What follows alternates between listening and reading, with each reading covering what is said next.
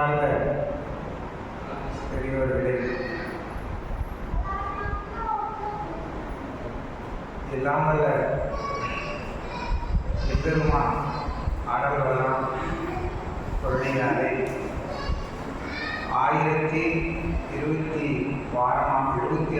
வாரமாக வழிபாடு தொடங்கி நடைபெற்றுக் கொண்டிருக்கிறது.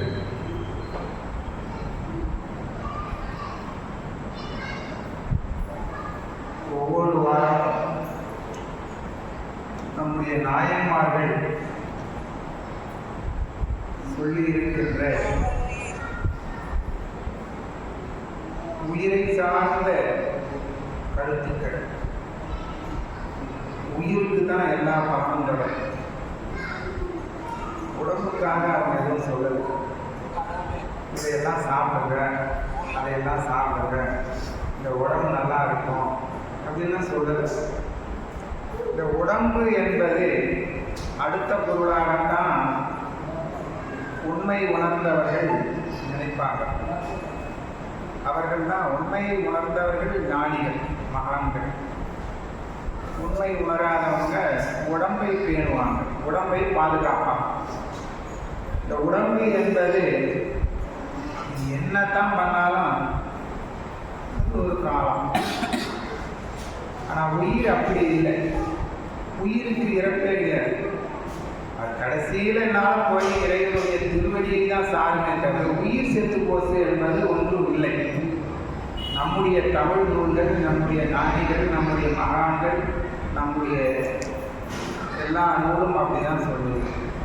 இந்த உயிர் என்ன பண்ணோம்னா மீண்டும் பிறவிக்கு போய் வரிசையில் நிற்கும். வரிசையில் போய் நிற்கும். இந்த உடம்பு விட்டு போச்சு. இந்த சட்டை ஏதாவது நமக்கு ஒரு சட்டை அழுக்கானாவோ கிழிஞ்சி போனாவோ தேடி போட்டுள்ள அந்த மாதிரி இனி இந்த உடம்புல நாம் இருக்க முடியாது, இது போச்சு, இது செயல்படாது, இது வேலைக்கு ஆகாது அப்படின்னு சொல்லிட்டு இது போயிடும். போன பிறகு போய் அங்கே போய் சாமி கிட்ட நிற்போம். புண்ணியம் பண்ண ஆன்மாவாக இருந்தால் இறைவன் திருவடியை சேர்த்து பிறப்பு எழுந்துடும். இன்னும் இருக்குது உனக்கு, இன்னும் போய் நீ திறக்க வேண்டியது இருக்குது அப்படின்னு சுவாமி தான் எல்லாத்தையும் முடிவு பண்ணணும். யாரு? சிவபெருமான் தான் முடிவு. இதுக்குத்தான் இந்த நூல்கள் நமக்கு நீ பிறவி என்னும் துன்பத்தில் இருந்து விலக வேண்டுமானால் திருமுறையில் நல்லா கவனிக்கணும். திருமுறையில் என்ன சொல்லியிருக்கிறாங்க பாடு.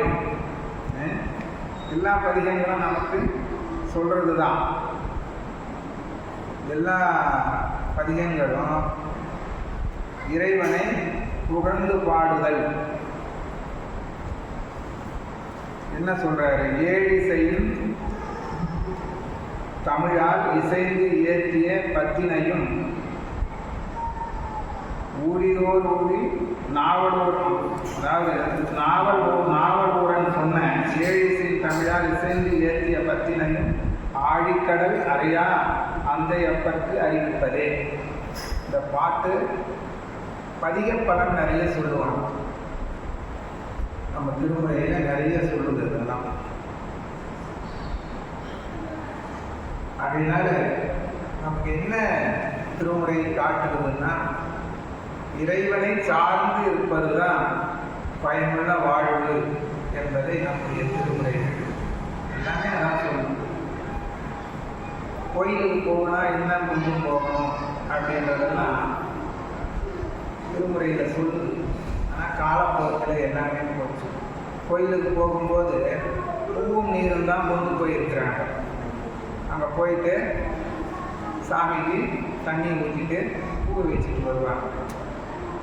நாவுக்கரசர் சொல்கிறார், பூவோடு நீர் சுமக்கும் நின்னடியார் இடக்கடையார் நெடுங்கலம் மேயவனேன்ற. பூவோடு நீர் சுமக்கும். பூவோடு ஒரு கையில் தண்ணியும் ஒரு கையில் புஷ்பத்தையும் எடுத்துக்கிட்டு போய் தண்ணியை ஊற்றிட்டு சாமிக்கு பூவை வச்சுட்டு கையெடுத்து கும்பிடுவாங்க. இது அப்போ இருந்தது. சலம்போடு தூபம் மறந்தறிய நாவுக்கரசர் போடுவார். இந்த தண்ணி வரிசையாக இருப்பாங்க.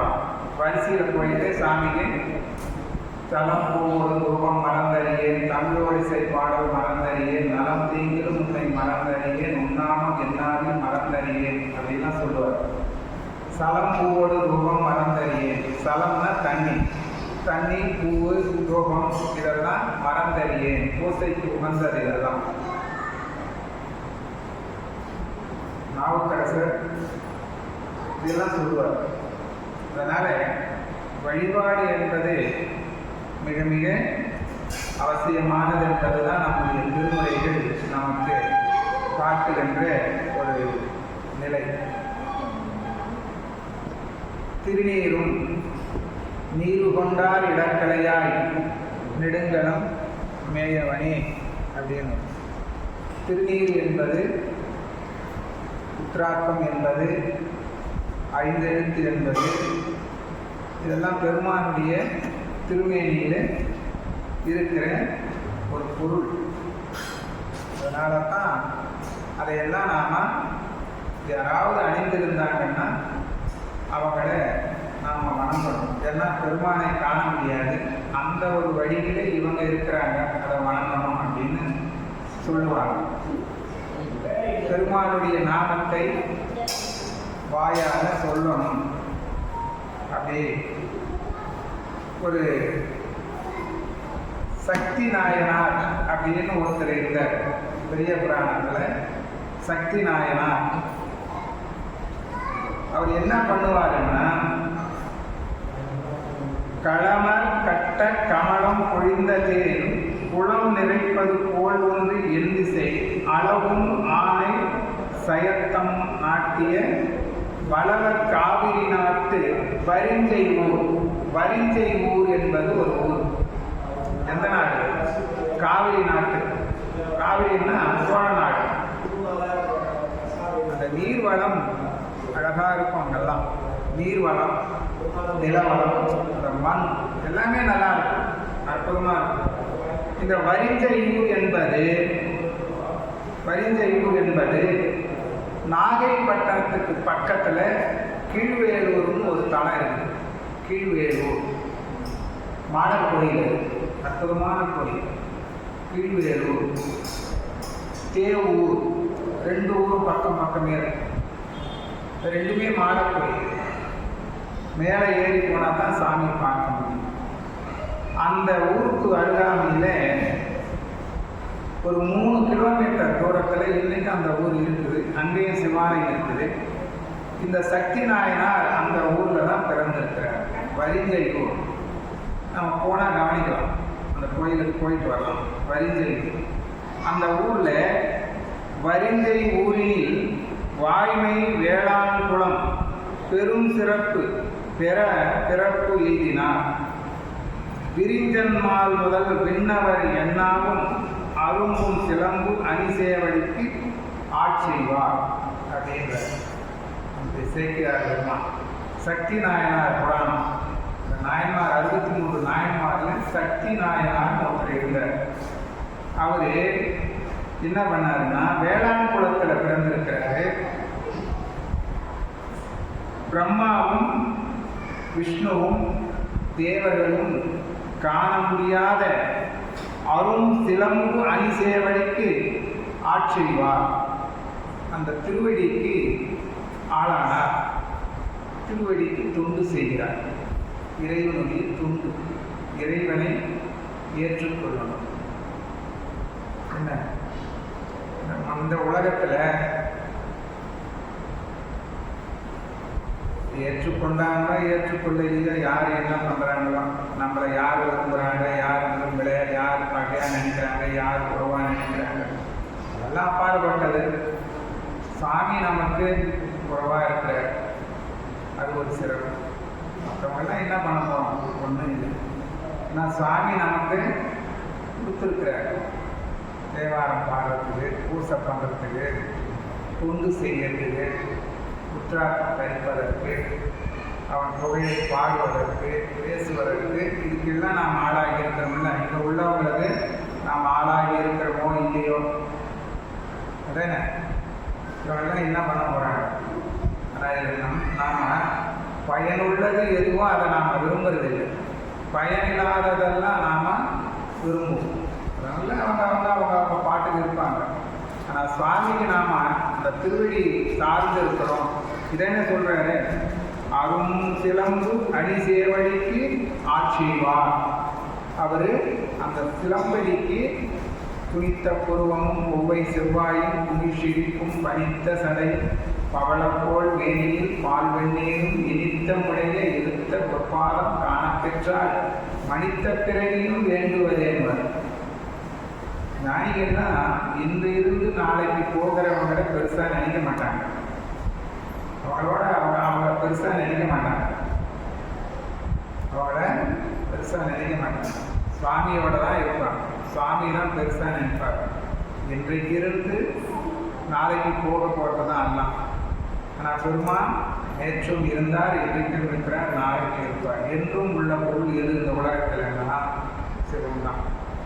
என்றும் உள்ள பொருள் அது ஒன்று தான். மற்றதெல்லாம் இன்றைக்கு இருக்கும், நாளைக்கு போகும்.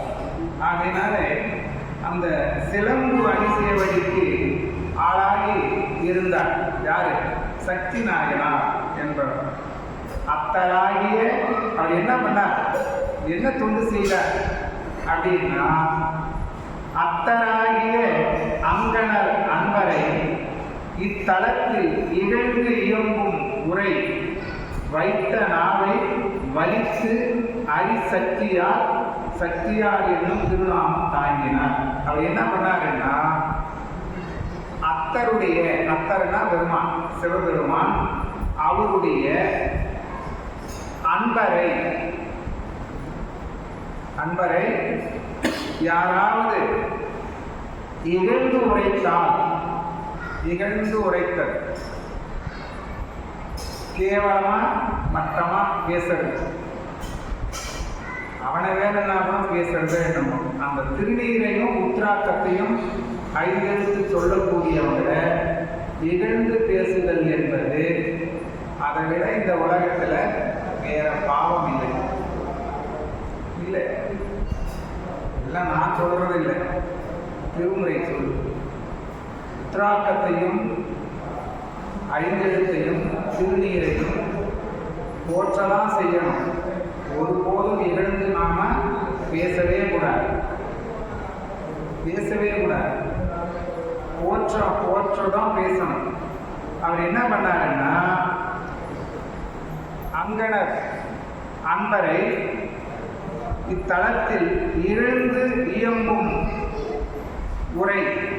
உரைன்னா பேசுதல். அன்பரை எல்லாம் இழந்து பேசினால் அவங்க நாவை வலிச்சு பிடித்து நாக்கை அறுத்துடுவார்.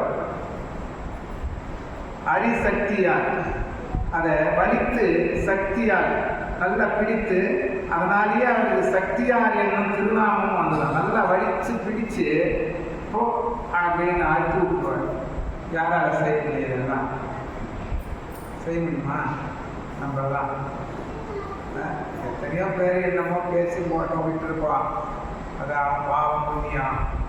என்ன திருநீரையும் உத்ராக்கத்தையும் ஐந்தெழுத்தையும் குறைத்து பேசி என்ன இழிவுபடுத்தி சிவத்தை இழிவுபடுத்தி பேசுறது, அப்படியெல்லாம் பேசினா இந்த ஆட்டை பிடிச்சு அழுக்கிறாருன்னா அது எவ்வளவு பெரிய காரியம். இப்ப செய்ய முடியுமா? அதெல்லாம் அந்த காலத்துக்கு அது பொருந்தது. அப்படியே அறுத்துருவார். தீங்கு சொற்ற திரு இலர் நாவினை வாங்கு தண்டாயத்தினால் வலித்து ஆங்கு அயில் கத்தியால் அறிந்து அன்புடன் ஓங்கு சீர்தொன்றில் உயர்ந்தனர். தீங்கு சொல் திரு இலர் நாவினை.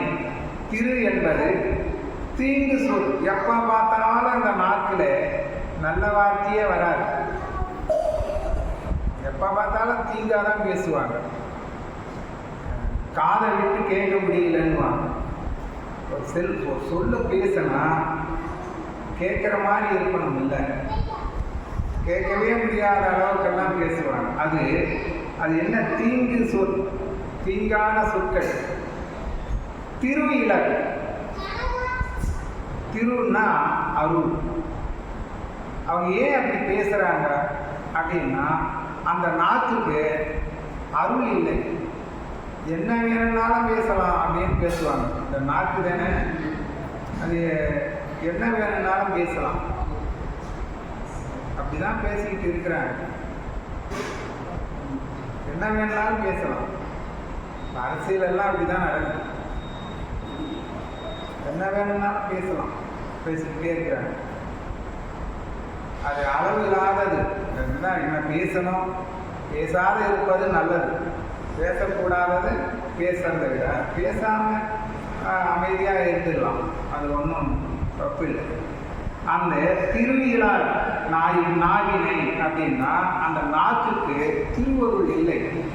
அந்த திருவருள் இல்லாததுனால தான் தேவையில்லாததை பேசுது, தேவையானதை பேச மாட்டேங்க. திருவிழர் நாவினை. அப்ப அந்த நாக்கு எதுக்குது அவனுக்கு? எதுக்கு? சும்மா இருக்கிறதுக்கெல்லாம் கண்டதெல்லாம் பேசுறதுக்கா? 5 எழுத்து சொல்லல, திருமுறையை பாட மாட்டேங்கிற, பெருமானுடைய பெருமையை பேச மாட்டேங்கிற நாக்கு எதுக்கு உனக்கு? அது போதாதுன்னு அவனை சார்ந்து இருக்கிற அடியாரெல்லாம் வேற குத்தம் சொல்லிக்கின்னு, கிண்டல் பண்ணிக்கின்னு, கேலி பண்ணிக்கின்னு, பேசிக்கின்னு சுத்தரியா பிடித்து அழுத்துருவார். அப்புறம் பேச மாட்டான் பாரு. நாக்கு இருக்கிறதுனால தானே பேசுறான், நாக்கு இருக்கிறதுனால தானே பேசுறான்.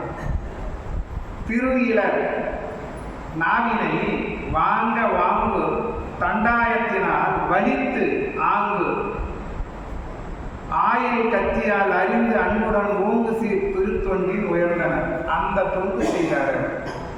சாமியை பற்றி பேசாத நாக்கு, பேசாத வாய் எதுக்கு உனக்கு பிடித்து அறுத்து அப்படியே பண்ணிடுவார்.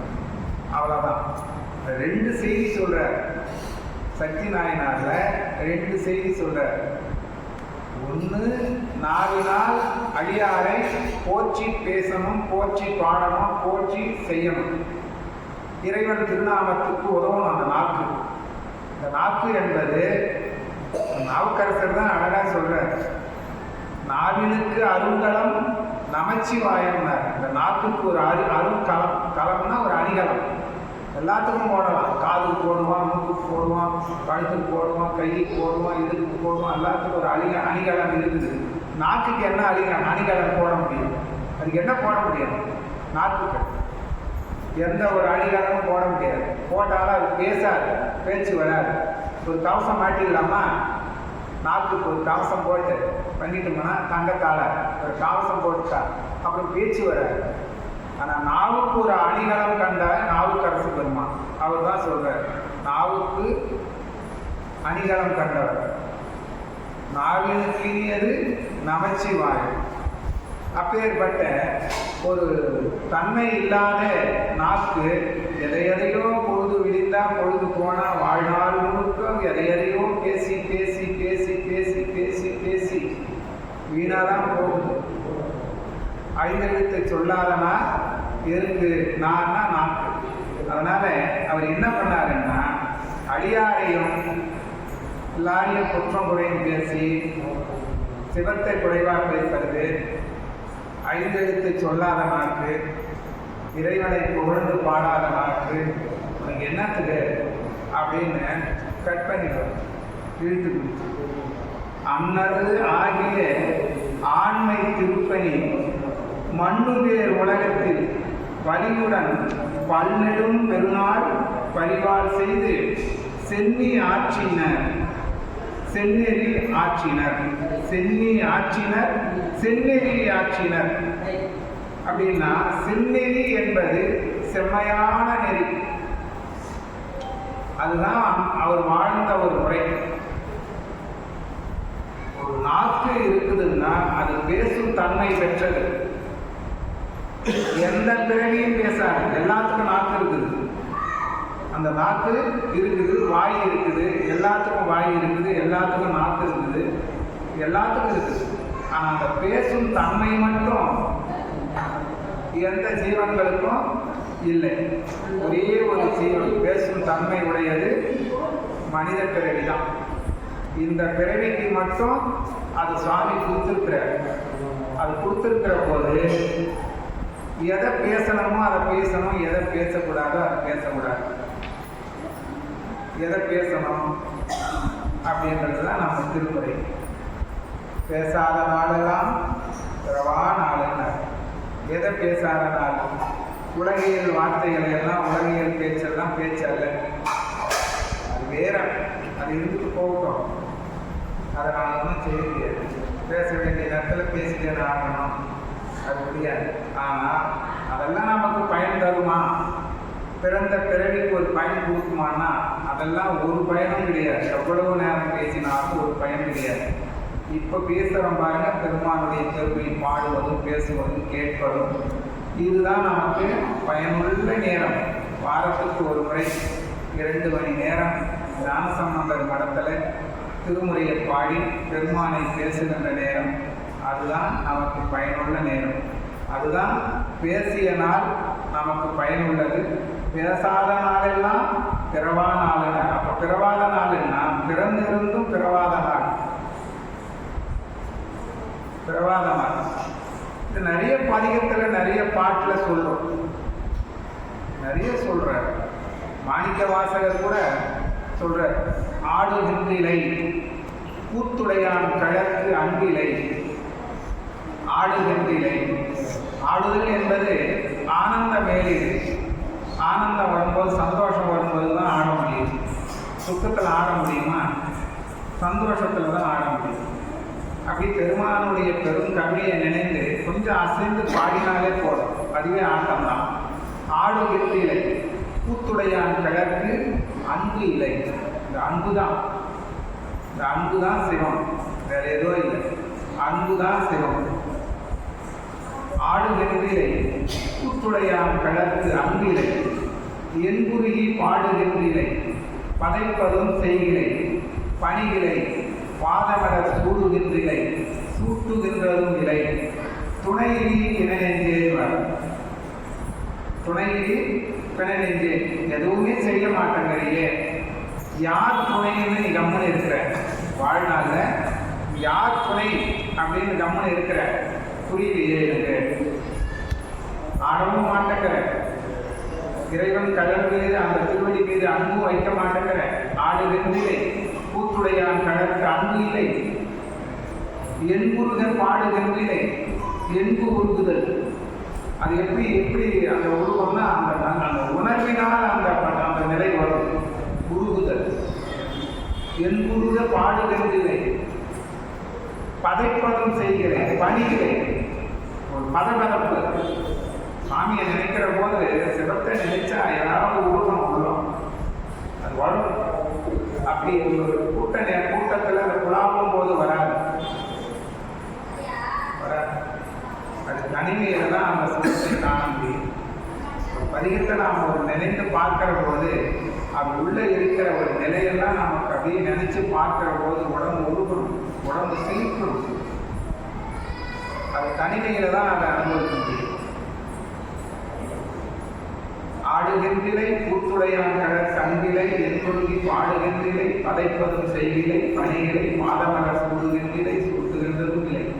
துணையிலி பிணநெஞ்சேன்ற அந்த நெஞ்சு உயிர் வாழும் போது நினையான நெஞ்சாக இருக்கிறதுனால பிணநெஞ்சேன்ற. பிணநெஞ்சு பிணமான பிறகு இந்த நெஞ்சு என்ன பண்ணும்? நினைக்குமா? சாமியை நினைக்குமா? நினைக்குமா? நினைக்கிற. அப்போ வாழும்போது நினைக்கிறேன்னா அந்த நெஞ்சு எதுக்கு சமம்? எதுக்கு சமம்? பிணத்துக்கு சமம் தான். செத்த பிறகு அது கம்மன் இருக்குது. அது போல தானே வாழ்கிற போதும் இப்படி தானே வாடுறேன். நினைக்கணும் இல்லையா? பெருமானே, எல்லாம் திருவருள், எல்லாம் கருணை, உன்னால தானே இந்த பஞ்சபூதங்களையும் நுகர்ந்து வாழறோம். அவனுடைய படைப்பு இல்லைன்னா நமக்கு எப்படி வாழ முடியும்? என்ன பண்ண முடியும்? எல்லாம் அவன் திருவருள். இந்த ஒரு நினைப்பு இருந்தாலே போதும். எல்லாம் அவன் திருவருள். அவன் கொடுக்கறத ஒன்று தான் நாம வாழறோம். நாம கொடுக்கறத தரிசனத்தை கொண்டு சுவாமி வாழ பத்தியா வாழ சுவாமி அவனுடைய தயவுல தான் நாம வாழணுமே தவிர நம்முடைய தயவால அவன் வாழல. பெருமான் வாழல, பெருமான் வாழல. அவனுடைய தயவு, அவனுடைய கருணை, அவனுடைய அருள், அந்த அருள் நிலை, பெருமானுடைய அருள் கருணையால நமக்கு கொடுத்த உடையும் உண்ண உணவும் இருக்க இடமும் ஏதோ சுவாமியோட கருணையால நாம் வாழ்ந்து கொண்டு இருக்கிறோம். இந்த நினைப்பு நமக்கு எல்லாருக்கும் இருக்கணும். அதனால என்ன சொல்றாரு, துணை இதி, யாரும் துணை இதி வினை நெஞ்சேன்ற. இப்ப நினையாத நெஞ்சு பிணத்துக்கு சமம். நினைக்கிற நெஞ்சு வாழ்ந்து கொண்டிருக்கிற காலத்துக்கு அது பயனுள்ள நெஞ்சாக இருக்கணும். துணையிலி பெண நெஞ்சே தேடு விருந்திலை தெருவது ஒரு அகரிலை செய்வது ஒன்றும் அறியேன் என்ற. உன்னை வச்சுக்கிட்டு நான் என்ன பண்ணுவேன், நினைக்க மாட்டேங்கிறிய. உன்னை வச்சுக்கிட்டு என்ன பண்ணுவேன், ஒரு நாளைக்கு எனக்கு இதுதான் பெரிய துன்பமா இருக்குதுன்னு இந்த நெஞ்சு சொல்ற. உன்னை வச்சுக்கிட்டு என்ன பண்ணுவேன், செய்வது ஒன்றும் அறிய, நான் என்ன பண்ணணும்னு எனக்கே தெரியலையே அப்படின்ற. இதுதான் நமக்கு ஒரு அருளாளர்கள் நமக்கு காட்டுகின்ற ஒரு அற்புதமான வழி. ஆகவே செண்டேரி ஆட்சினார். பேசாத நாக்கு இருக்கு, பேசாத நாக்கு சும்மா இல்லைன்னா அடியார்களை பேசுறதும் ஆண்டவனை குறைவா பேசுறது, தெய்வத்தை இழந்து பேசுறது. தெய்வத்தை குறைத்து பேசக்கூடாது. தெய்வம் இல்லை, கடவுள் இல்லை, எல்லாம் இந்த நாக்கு இருக்குதுன்றதுக்காக எது வேணும்னாலும் பேசலாமா? கடவுளை இழந்து பேசலாமா? யாரோ ஒரு நிலை இருக்குது, அதுதான் இந்த உலகத்தில் இயக்குது, அதுதான் தெய்வ நம்பிக்கை. அதனால அந்த அடியாரையும் இறைவனையும் குறைத்து பேசுகிற அந்த நாக்கை பிடித்து அறுக்கும் செந்நெறி ஆட்சினார். ஐயமின்றி அரிய திருப்பணி மெய்யினால் செய்த வீர திருத்தொண்டர் வையம் உய்ய மணி மண்ணுள் ஆடுவார் செய்ய பாத திருநிழல் சேர்ந்தார் அப்படின்ற. பெருமானுடைய திருவடி சேர்ந்தார். அவர் என்ன பண்ணாருன்னா 63 நாயன்மார்கள்ல சக்தி நாயனார் நாக்கை பிடிச்சு அறுத்தார். இது ஒரு துண்டு ஆகுமா அப்படின்னா, இந்த நாக்கு உனக்கு எதுக்கு? சாமி பேசாத நாக்கு, பாடாத நாக்கு, இந்த திருநாமம் கொள்ளாத நாக்கு எதுக்கு நமக்கு அப்படின்ற மாதிரி இந்த நாயனாருடைய புராணத்திலே நமக்கு காட்டுகிற நெறிமுறை. அந்த நெறிமுறையை நாம பின்பற்றணும். எதையோ பேசுகிற ஒரு நாக்கு இறைவனுடைய திருநாமத்தையும் நாம் சொல்லணும். ஒரு நாளைக்கு ஒரு முறையாவது, ஒரு 5 முறையாவது சிவாய நம சிவாய நம சிவாய நம என்ற 5 எழுத்தை சொல்லி தான் நாம் இந்த பிறவிக்கு ஒரு பயனுள்ளதாக ஆக்கிக் கொள்ளணும்.